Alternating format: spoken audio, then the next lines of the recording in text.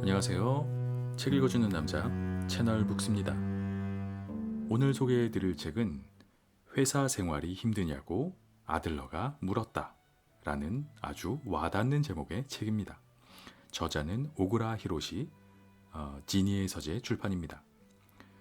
직장 생활을 하는 회사원들한테 회사 생활이 힘드냐? 라고 물어본다면 아마도 10중 8구는 그렇다고 대답할 것 같습니다. 잘 좀 쳐준다고 해도 그럭저럭 정도면 꽤나 회사 생활을 잘하고 있는 사람이라고 할 수 있을 것 같습니다. 회사 생활이 즐겁고 행복하다는 사람은 글쎄 아직까지는 많이 본 적은 없는 것 같긴 합니다. 회사 생활이라는 것이 기본적으로 내 시간과 노동력을 바치고 그에 대한 대가로 금전을 받는 곳이기 때문에 나의 즐거움과 행복까지 보장받기는 당연히 쉽지 않은 환경입니다. 회사의 이익이라는 공동의 목표를 위해서 많은 사람들이 모여있는 조직이기 때문에 인간관계의 문제들이 특히 우리를 괴롭히기도 합니다. 이 책 회사 생활이 힘드냐고 아들러가 물었다는 아들러의 심리학으로 회사 생활을 잘하는 비법을 알려주는 실전서다. 이렇게 소개를 드릴 수 있습니다. 회사 생활은 사실 곧 인간관계다 이렇게 얘기할 수도 있을 것 같기도 하고요. 이 아들러의 심리학으로 유명한 오스트리아의 의사이자 심리학자인 알프레드 아들러는 개인 심리학이라는 분야를 최초로 창시한 현대 상담 심리학의 아버지입니다. 아마도 현대인들에게 꼭 필요하고 유익한 분야를 정립한 정신분석학자라 이 이름을 들어보신 분은 꽤 많을 거라고 생각을 합니다. 아들러의 심리학을 다룬 아주 유명한 책 중에는 미움받을 용기라는 책이 있습니다. 아들러의 심리학은 기본적으로 인간관계에 대한 이야기를 다루고 있는데 이런 인간관계의 종합적인 집합소가 아마도 직장이 아닐까 그런 생각을 해봅니다. 다양한 사람들이 자신의 의지에 사실은 반대해서 하루 중 대부분의 시간을 함께 어울려 보내게 되는 장소가 회사입니다. 물리적으로만 한 장소에 함께 있는 게 아니라 공동의 목표를 위해서 함께 협력하고 분업해야 하고 어떤 경우에는 부서 간에 경쟁이 있기도 합니다. 아주 다채롭고 예민한 인간관계가 가득한 곳이 바로 회사다라고 할 수 있습니다. 이 책 회사 생활이 힘드냐고 아들러가 물었다는 바로 이런 회사 생활을 아들러의 심리학으로 풀어주는 책이라고 할 수 있습니다. 실제로 직장 생활을 하시는 분들이 읽으면 극도의 공감을 느낄 수 있을 것이다 라고 생각되고요. 공감만 하고 끝나는 것이 아니라 그럴 땐 어떻게 해야지? 어떻게 하면 더 좋은 방향으로 나아갈 수 있을까? 문제를 어떻게 해결할 수 있을까? 이런 것들을 아주 깔끔하게 정리해주는 책이다 라고 소개하고 싶습니다.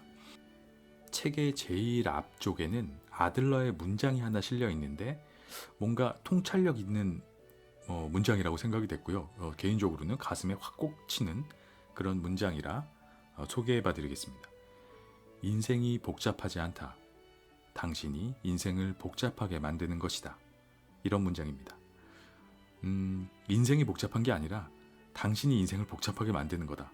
여러 가지 의미에서 굉장히 와닿는 문장인 것 같고요. 심리학이라는 내용을 회사 생활에 접목해서 책이 조금 딱딱하거나 읽기 어려운 내용이 아닐까 이렇게 생각할 수도 있지만 소설을 읽는 것처럼 개성이 강한 등장인물들을 등장시켜서 아주 재미있게 설명해주는 그런 책입니다. 이론적인 부분도 너무 아주 깔끔하게 와닿으면서 이야기의 전개 자체도 정말 소설을 읽는 것처럼 흥미롭고 재미가 있습니다. 직장 내에서 동기들 간의 경쟁, 삼각관계, 사내연애, 또 러브스토리 이런 다채로운 에피소드들을 다 녹여내서 아들러의 심리학을 회사 생활에 접목해서 소개를 해주고 있습니다. 이 이야기의 주인공은 류오라는 광고회사의 영업사원입니다. 같은 부서의 리카라는 여직원을 마음에 담고 있기도 합니다. 그런데 잘 나가는 동기 스요시와 또 배울 점이 많은 동기 류가 등장하고 류의 롤모델이 되기도 하고 또 리카를 사이에 두고 또 이들과 신경전을 벌이기도 합니다. 뭐 이런 재미있는 포인트들이 많습니다. 그리고 뭐니 해도 이 이야기의 핵심이자 아들러 심리학의 전파자인 들러 팀장 이런 등장인물이 또 등장합니다. 이 사람들이 회사에서 겪는 일을 아들러의 심리학으로 풀어나가면서 주인공 료는 차근차근 더 나은 사람으로, 더 발전된 사람으로 발전되게 됩니다. 이런 본문 중에 어떤 식으로 이 이야기가 흘러가는지를 좀 발췌해서 읽어봐 드리겠습니다. 그런데 료, 삼과의 스요시를 어떻게 생각하지? 들러 팀장이 내 마음을 꿰뚫어 본 것 같아 당황스러웠다. 그는 아무래도 성적 5등이 불만인 모양이더군. 그리고 리카에게 포옹받은 자네를 질투했어. 그는 항상 경쟁해. 항상 이기려 하고. 아니, 이겨야만 한다고 생각하지. 그에게는 진짜 용기가 부족한 거야. 참으로 고달픈 인생인 거지. 뭐? 자신만만한 스요시에게 용기가 부족하다고? 항상 이리저리를 두고 경쟁하며 높은 성적을 거두고 있는 그가? 말도 안 돼. 네, 이런 본문이 있습니다. 들러 팀장과 류의 대화입니다. 이런 식으로 직장 내에서 일어나는 이런 에피소드들과 상황을 아들러의 심리학으로 풀어주는 이야기입니다. 용기의 심리학이라고도 불리는 아들러의 심리학을 존경할 만한 회사 상사인 들러 팀장, 이 들러라는 이름도 아들러에서 따온 거겠죠. 들러 팀장을 통해 차근차근 배워가는 그런 책입니다. 전혀 딱딱하거나 이론적이지 않고 재미있고 또 실질적입니다. 들러 팀장을 카리스마 있고 근엄한 캐릭터가 아니라 작고 아담하면서 막 아재 개그를 빵빵 날리는, 그리고 구수한 사투리를 쓰는 그런 따뜻한 상사로 그려놔서 그런지 그 들러 팀장이 가르쳐주는 이야기가 전혀 거부감이 들지 않습니다. 회사 생활을 하시는 분이라면 이 책을 읽다가 저런 사람이 내 상사라면 이런 생각을 여러 번 하실 거라고 장담합니다. 안타깝지만 들러 팀장은 책 속에 나오는 가상의 인물입니다. 그러니까 그냥 이 책을 읽는 것으로 만족해야 할 거다라고 생각이 되고요. 아무튼 정감 있고 다정스러운 들러 팀장이 마치 나의 회사 생활을 꿰뚫어 보고 있는 것처럼 시의적절한 조언을 시원하게 해줍니다. 본문 중에서 그런 부분을 한번 발췌해서 읽어봐 드리겠습니다. 알겠지요. 사람은 자신에게 능력이 있다, 자신에게 가치가 있다 라는 생각이 들 때 뭐든지 가능해져. 어려움을 극복할 용기가 가능해지면 저절로 조금 더 하면서 우월해지려고 하지. 결코 이쯤에서 그만두자, 지금까지만 유지하자 라고 하지 않거든. 표현이 좀 그렇지만 돼지도 치켜 세우면 나무에 오른다 라는 말이 있어. 능력이 모자란 사람도 치켜 세우면 자신의 능력 이상으로 힘을 발휘하지. 어렵게 말하면 좋은 경험이나 플로우 상태인 거야. 네, 이런 본문이 있습니다. 뭐 이렇게 소설처럼 이야기가 막 흘러가면서도 또 이론적인 부분들이 착착 아주 체계적으로 잘 들어가 있어서 전반적으로는 재미있게 읽으면서 그렇게 읽다 보면 회사 생활에서 갑갑했던 부분들이 선명하게 해결되는 책이라고 할 수 있습니다. 한마디로 머리가 맑아지고 답답했던 가슴이 뻥 뚫리는 기분이 드는 그런 유익한 책입니다. 인간관계가 답답하신 분들, 특히 회사 생활을 하시는 분들이라면 꼭 한번 읽어보시기를 적극적으로 추천드리는 책입니다. 회사 생활이 힘드냐고 아들러가 물었다. 일잘러로 거듭나는 아들러의 가르침, 직장 생활 실전편, 오구라 히로시 지음, 지니의 서재. 프롤로그.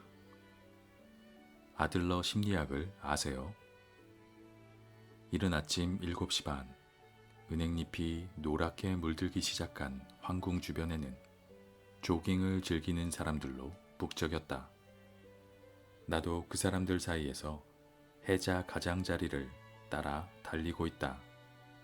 왠지 뉴욕에서 출세 가도를 달리는 엘리트가 된 기분이다. 줄어든 수면 시간과 매달 나가는 런 스테이션 비용으로 조금 타격을 받기도 하지만 이런 기분을 만끽할 수 있다면 그 정도는 양보할 수 있다. 나도 이제 곧 30이다. 슬슬 멋진 어른이 되고 싶은 나에게 충분히 가치 있는 투자이고 본전도 톡톡히 뽑고 있다.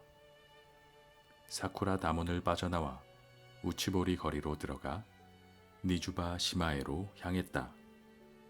자, 이제 곧 목표 지점에 도착한다. 런 스테이션에 들러 샤워를 한 다음 정장으로 갈아입고 출근해야겠다 라고 생각하며 달리고 있는데 눈앞에 처음 보는 남자의 뒷모습이 나타났다. 작고 동글동글한 체형으로 키는 150cm가 채 안 되어 보였다.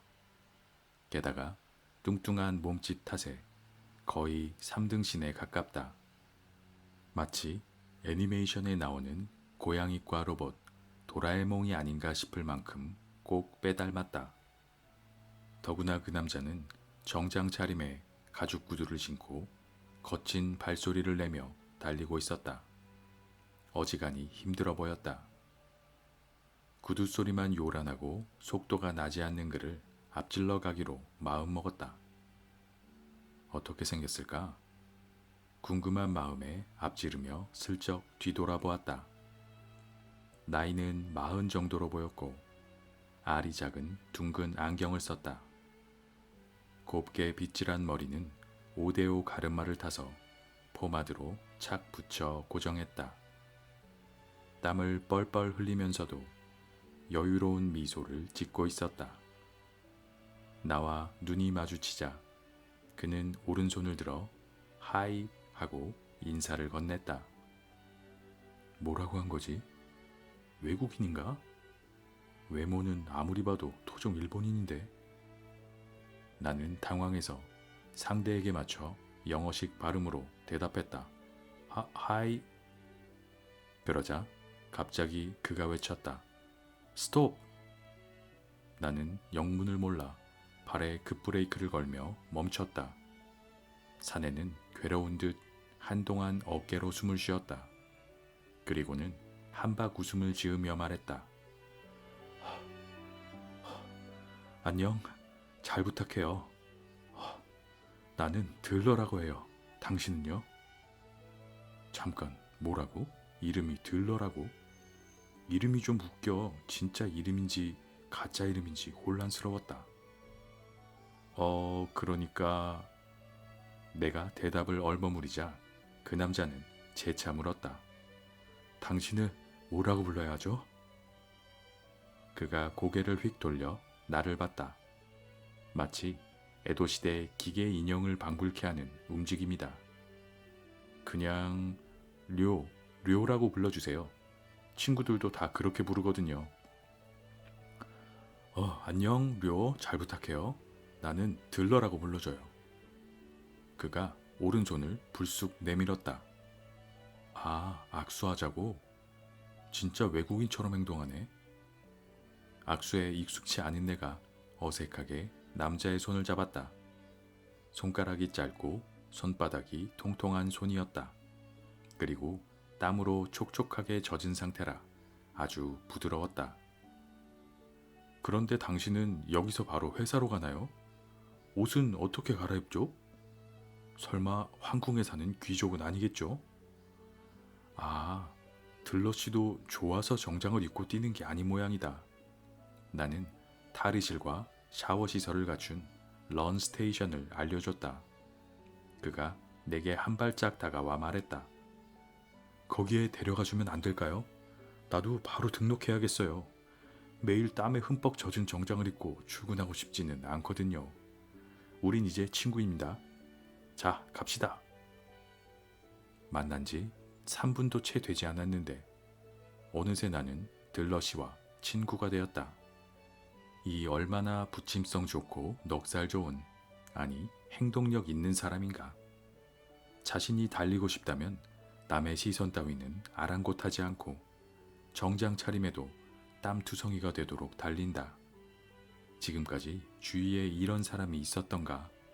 그런 생각을 하면서 그를 안내하고 우리는 접수대 앞에서 헤어졌다. 샤워하고 옷을 갈아입은 나는 허둥지둥 사무실로 향했다. 들러라는 이상한 아저씨에게 붙잡혀 예정보다 30분이나 더 허비했기 때문이다. 타임카드를 찍고는 서둘러 내 자리를 찾아갔다. 아슬아슬하게 지각을 면했지만 아무래도 제일 늦게 출근한 모양이다. 좋은 아침입니다. 큰 소리로 인사하면서 컴퓨터 전원을 켰다. 뭔가 이상하다.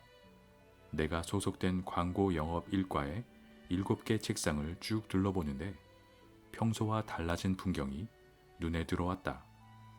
원래는 야마모토 과장이 앉던 자리에 보이는 낯선 얼굴.